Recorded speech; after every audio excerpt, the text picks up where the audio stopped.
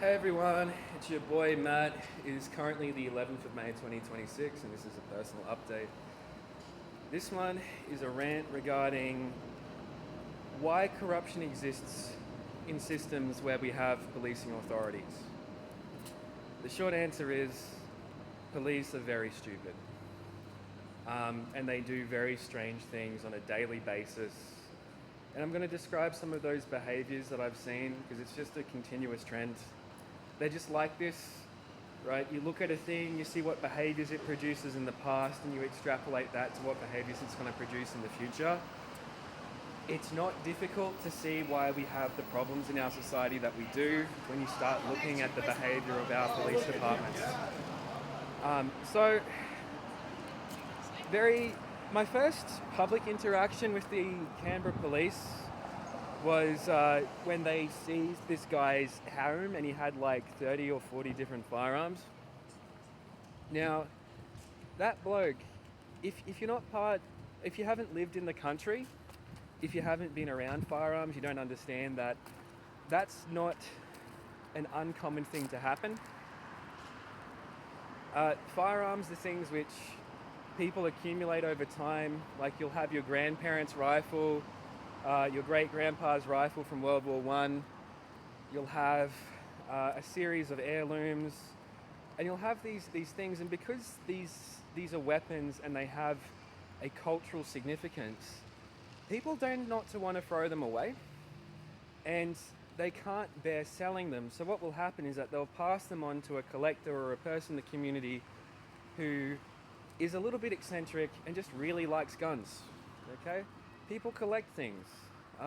It's quite normal, and it's not as if that person is going to be is all of a sudden more lethal because they can shoot and are able to shoot 40 different rifles at the same time.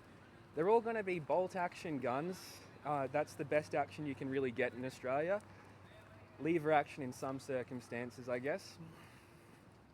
And they're just there because, you know, they serve a good purpose in the community. And similarly, a couple of those firearms may even be unregistered because, well, someone's got a hot rifle which they don't know they've come into possession of somehow, and they don't know how to get rid of it. What are we going to do? We're going to put it to the eccentric guy in the community who has a big gun collection, and we're going to put it in his safe where that rifle is protected and it's not going to cause harm to anyone else. And the slightly passionate, likely slightly autistic, eccentric gun collector now has this big lot of rifles. And what happened is that the Australian Federal Police, the community police, they raided this poor guy's house. They boasted about it on Facebook. And they had all these shit-eating police officers walking out of his house with these guns as if they'd done some big community service. And they just, like, the Canberra community policing is particularly cringe like this, and just policing in general, because these people, they want to be heroes. They want to feel virtuous as they are being sadistic. They want to feel as special as possible. And they want an opportunity to feel like a hero. So instead of interacting with these problems as just social phenomenon which happen, this is this person, they're like this is the social practice which is happening, is it legal, is it illegal? Well, regardless if it's legal or illegal, what is the best way to deal with this situation? Well, I'm letting you know, even if it was illegal what that guy was doing, publicly posting it on the Facebook page and then bragging about it is not good for that gentleman's health, and it just makes you guys look like dickheads, right? To anyone who knows what they're talking about. And that's the kind of behaviour which is pretty normal for police. They get sad when something isn't bad, because if something isn't bad or menacing, they don't get to be sadistic and they don't get to be heroes.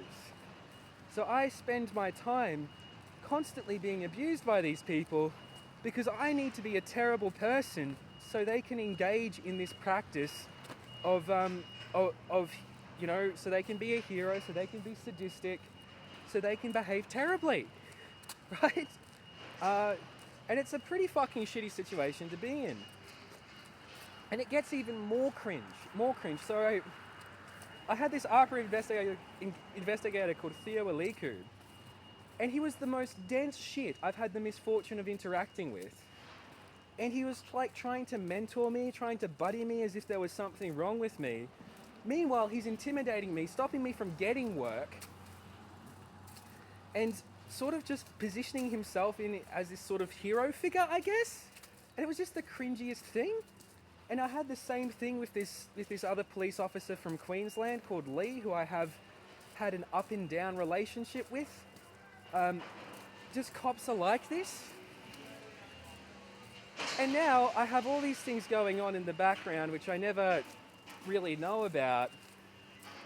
And it's just this continuous cruelty by these idiots. And they'll just keep doing these practices over and over again. And that's why we don't have any reduction in corruption, because to go about this practice, you kind of need to do it on a weak person. You can't do it on a person who has access to capital or access to lawyers. You need to have some guy who's like a street urchin or something, so you can do this bizarre practice of abusing him while pretending to mentor him or something.